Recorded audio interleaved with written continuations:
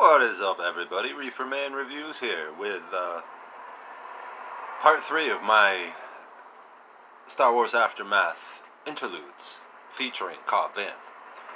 I don't know why I tried to sound like Kirk there. Anyway, I originally did do the recording for this and posted it as part 2. And then one of my viewers, thank you, pointed out my error, so I fixed it. Life Debt, which is book 2, is the part 2 of this series. It's up now. Few of you have seen it, so thank you for that. This is part 3, Empire's End. And, yeah, we are going to read the final part of Cobb Vanth's appearance within this novel. What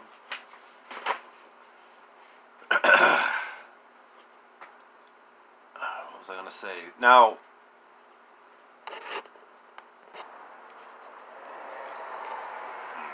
so book 2 interlude had to do with Cobb Vanth enlisting the aid of Malakili, as well as rescuing him. In the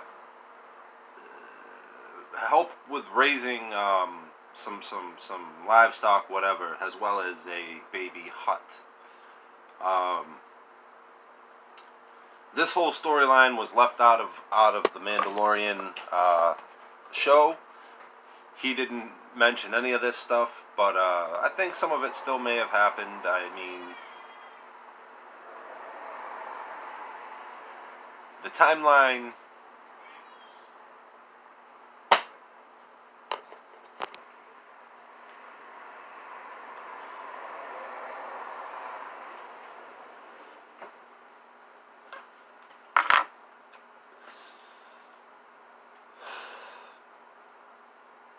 alright. Technical difficulties. Sorry.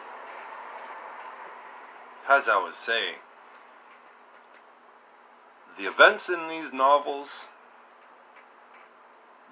may still have happened to a degree. The timeline of them,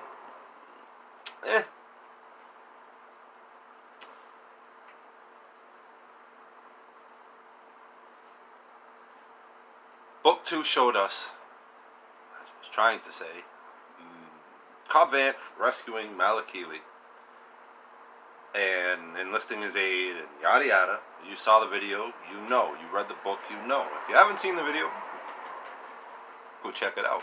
It's on my page. And while you're there, hit subscribe and, make sure you like this and share it with some friends who like the Star Wars. Okay, so with a little help from my friend R2 here, we are going to dig right into the final part. If you'll excuse me.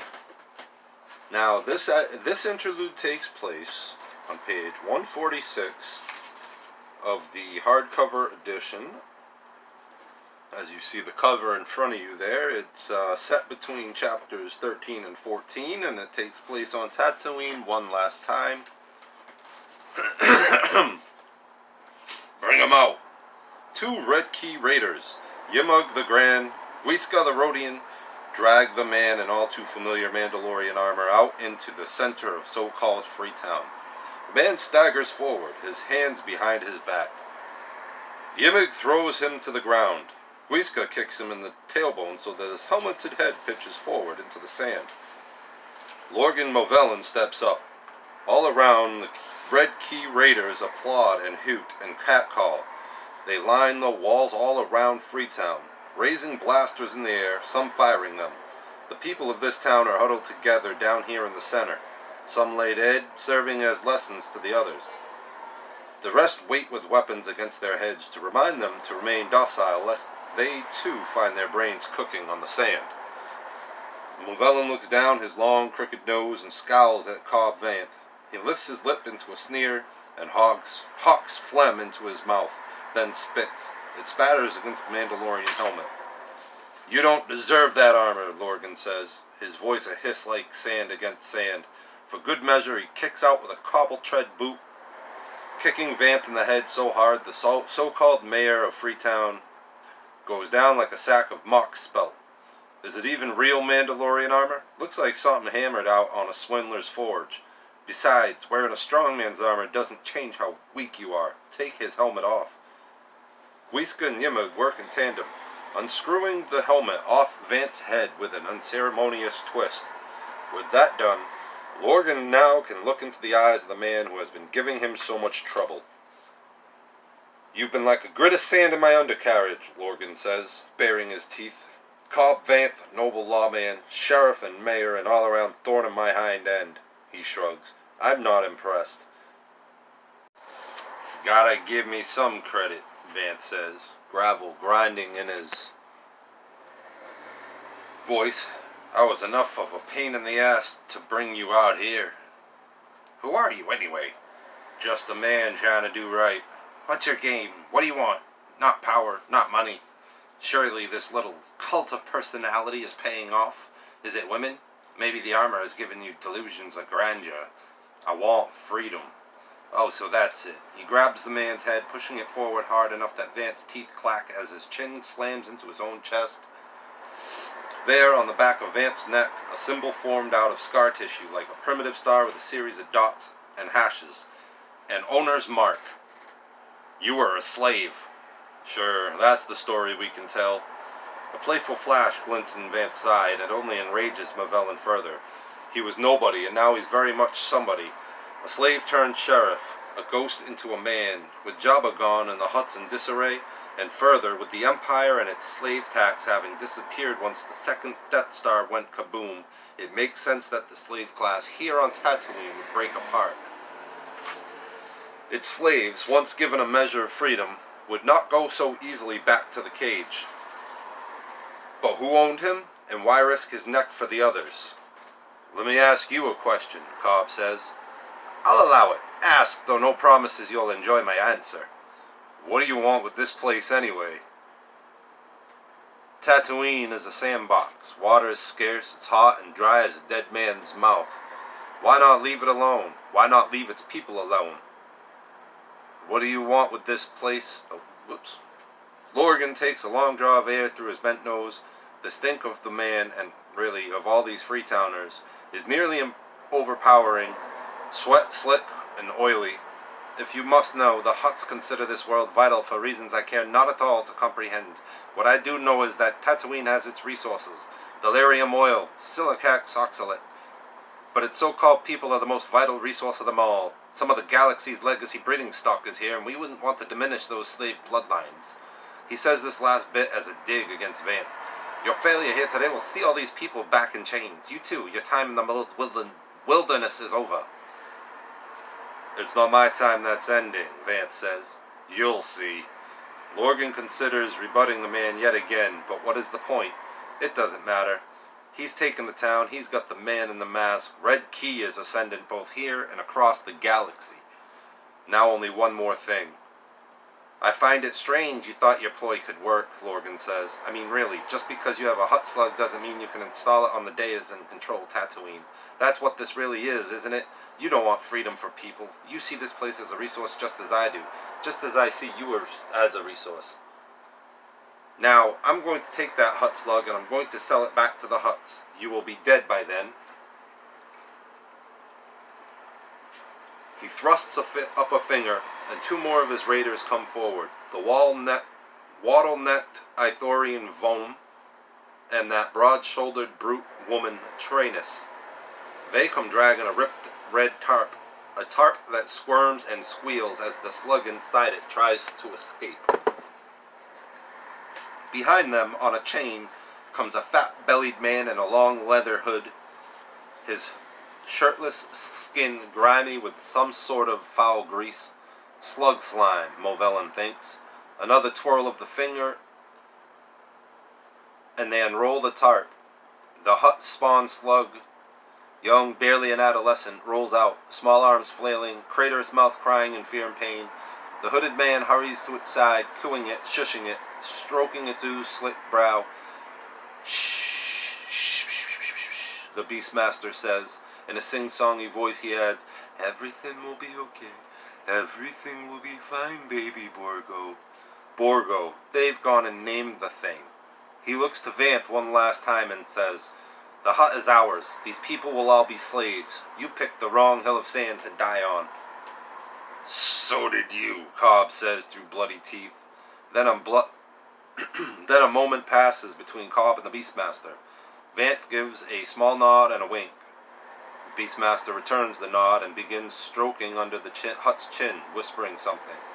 Logan barks an order to train us, and she moves fast, clubbing the Beastmaster in the head with an open fist. The man bleats and falls, clutching his now bleeding head. The hut spawn lifts its head to the sky, its slit mouth opens and its tongue wiggles out, tastes the air, and then it howls. What comes from its whole body throat is a shrieking, ear-bleeding dirge. There's a stir at the margins, Movellan's own people suddenly turning and pointing beyond the walls of the town. He cannot see what they see, but when they begin firing their blasters, he knows something's gone wrong. Then comes a sound, a terrible howl followed by a mad battle cry. Red Key Raiders begin falling from the walls as blasts from outside take them out. Movellan turns, his finger in a wild lasso gesture, to Vom and the others. He says, go find out what that is." They hurry off, but he doesn't have to wait for the answer. The front gates of the town bash open. A massive bantha, bigger than anything Movellan's ever seen, crashes through the opening. It has one eye scarred over, and its fur is matted with filth and wound with bones and rusted gears. Atop it is one of the Tuscans, those feral desert raiders who have given Red Key so many problems over the last year. This Tuscan is, like the bantha, bigger than all his cohorts. Huge bristling shoulders hold up a head wrapped with ragged fabric and plastered with massive black goggles gleaming in the sun. Red Key Raiders attack the bantha, but the Tuscan maneuvers atop the beast like a circus performer, swooping down, breaking one red key neck with his crude stick weapon. Then scrambling underneath the bantha and up on the other before unslinging a cycler rifle and firing a trio of shots, all of which find a home in the heads and chests of Movellan's men. Then the Tuscan is back in the shaggy beast saddle once again. Other Tuscan brutes begin clambering up over the walls, swarming the Red Key, and yet the Freetowners are untouched. They knew, this isn't a random attack. Lorgan wheels on Vanth. The sheriff is standing there. Behind him the cuffs lie in the sand. The Beastmaster, looking gleeful, like a pleased baby, stands there with a Magna driver, having clearly helped remove the shackles. Lorgan is fast, but not fast enough. Even as he brings his blaster up, Vanth backhands him hard. He goes down. A boot finds his wrist, pressing down hard enough that his fingers uncoil from the pistol's grip. The shadow of the lawman falls onto him, and he stares up at the sun-edged silhouette. All around him, the bark and gargle of Tuscan battle cries. "Funny thing," Vanth says, "the Tuscans consider this place sacred, and they don't like slavers any more than we do. We cut them a deal, we give them water, they leave us alone. They like that we have a hut, too, earns us a bit of respect. And my friend here, Malakili, he procured for them something real special, a pearl from a crate dragon's belly. That afforded us the last piece of the puzzle, their protection, though I think they might have done it for us anyway. They don't like you syndicate types out here." Logan tries to crab walk backward, but Vanth presses down on his wrist hard enough to hear the bones start to grind. He cries out, "You don't know what you're doing, Vanth. You're an idiot playing a game against gods. You stole that suit thinking you can fill it. Stole a hut thinking you can raise it to the dais. You'll never succeed here. My masters will come. They'll kill you. They'll wipe this place off the map." Vanth kneels down on his chest. "What you think I stole, I say I earned. You think I'm just some slave. And that's one part of the story. But you don't know the rest. What I've seen, who I was before, and I know my time is short. I've poked the monster and now it is awake. I'll die in service to this town, and maybe this town will die with me, but we won't be the last, not by a long shot. The next ones who come, they'll know me, they'll know my time. They'll carry the flags of Freetown even if Freetown's gone.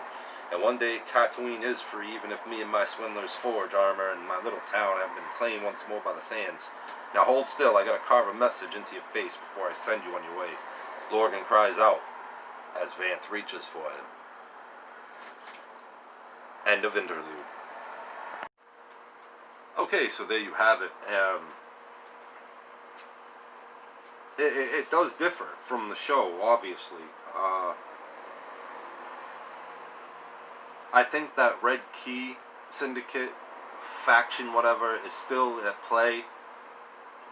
But within the confines of the show, I don't think that he wanted, that Cobb wanted the Mandalorian to know anything about that, because he didn't know him. He couldn't trust him. And I think by the end of the episode, he did trust him. But why bring it up?